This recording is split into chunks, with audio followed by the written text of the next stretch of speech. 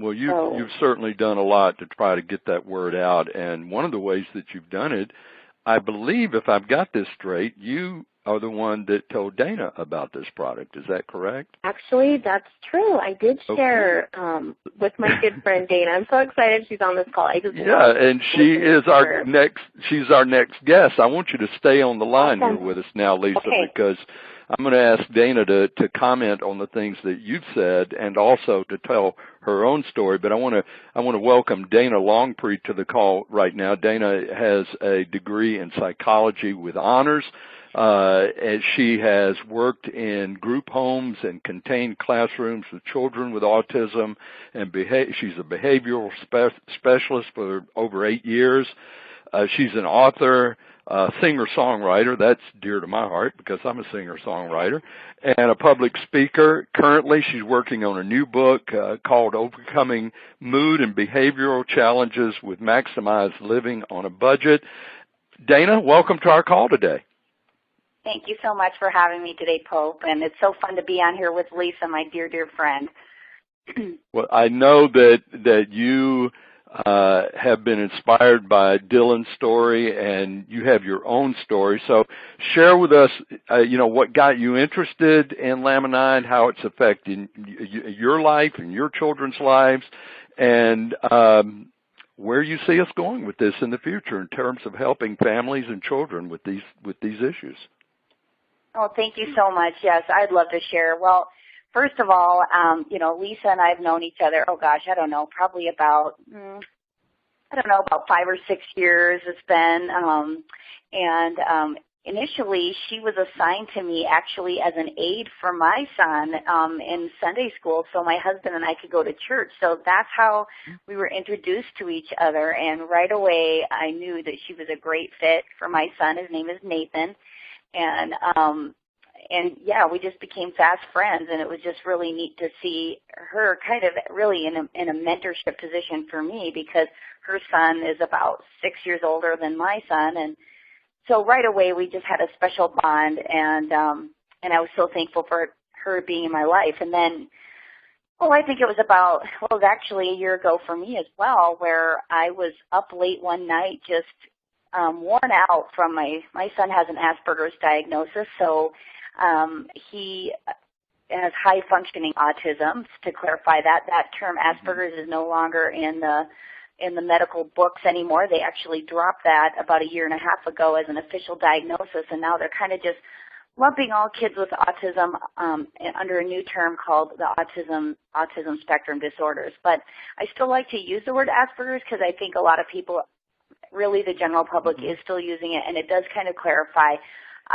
the functioning level of my son, just to give people a picture. So anyway, my son is highly verbal, but has extreme anxiety. And so a lot of kids on the autism spectrum have extreme difficulty with sleeping, and my son was no exception.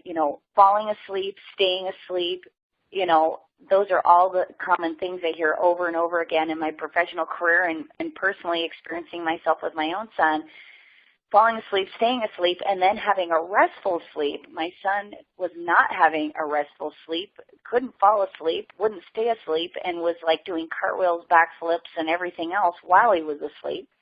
And so one night when he finally did fall asleep, I was just completely worn out, as always, just trying to get through that nighttime routine. And I went on Facebook and I saw Lisa talking about Laminine, and I just thought she was starting to talk about Dylan's sleep, ironically, that story that she just shared. And I was just hanging on the edge of the computer, just eating the words up, just going, oh my gosh, there's something that's helping with sleep. What? I have to know what this is. I'm desperate. And I'm just crying and reading this testimony that she just shared. And I told my husband, I'm like, you have got to read this. You've got to read. I'm like, what if this could help Nathan? And we were at the end of our rope with him at that time. He was just, his anxiety had spiked. It can kind of rise and fall, but it was really high at that point in our lives, and difficulty falling and staying asleep was very severe. And so I was extremely exhausted with him. during the day because he was having meltdown after meltdown, and it was mood after mood, and recovery time, just like Lisa's saying, you know, would take about 15, 20 minutes, you know, to recover, and then there would be another concern, and it was just up and down all day long. Wow, I guess you were ready for some kind of help. Yeah, with this just exhausted. You can see. So what happened after you gave him the Laminine? Well, right away, we started with one pill because my son was very small at the time. Oh gosh, it was, I mean, weighing about 40, 45 pounds, okay. A little guy, you know what I mean? And so we thought, well, we better just start him out on one, you know, just to make sure. And we were ready for a big detox because that's one of the things they say can happen, which is, you know, great. But at the same time, I was kind of gripping the table, so to speak, to wait for more behaviors to come until we got to see some results like what Lisa saw.